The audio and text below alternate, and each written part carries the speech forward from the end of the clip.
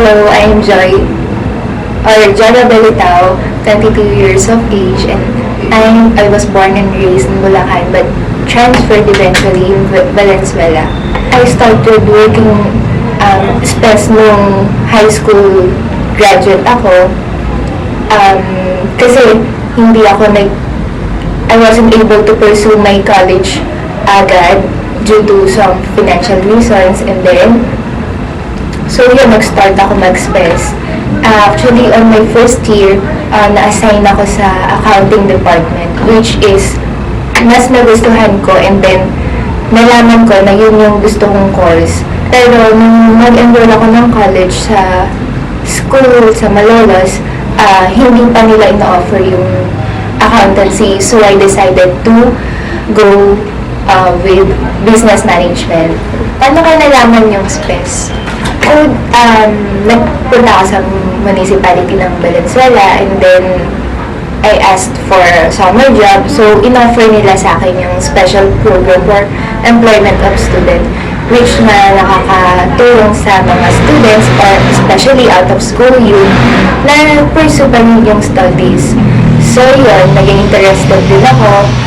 Kasi nga, due to financial reasons, mas na-persevere ako.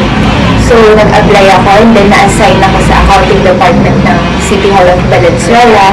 And then, natutunan ko yung more na na-apply ko sa work ko ngayon. And then, especially yung 2 last years ko sa SPES, which is sa COMELEC, na laman ko, and then napag-aralan ko kung paano yung totoong buhay ng nagtatrabaho. Then doon ko nalaman na sobrang hirap kumita ng pera, and then kung para saan yung mga pera na ginagamit and binibigay sa akin ng parents ko.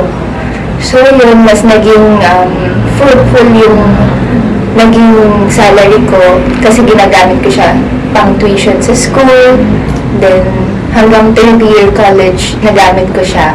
And then I graduated 2014 with the bachelor's degree in business management. And now, I am working here in one of the prestigious company in the Philippines. Thank you so much sa SPES, sa mga experience ko with the help ng PESO and then partnership with DOLE. Marami akong natutunan sa lahat ng dapat kong malaman and ma-experience sa work. My name is Jara Belitao, a proud SPES baby.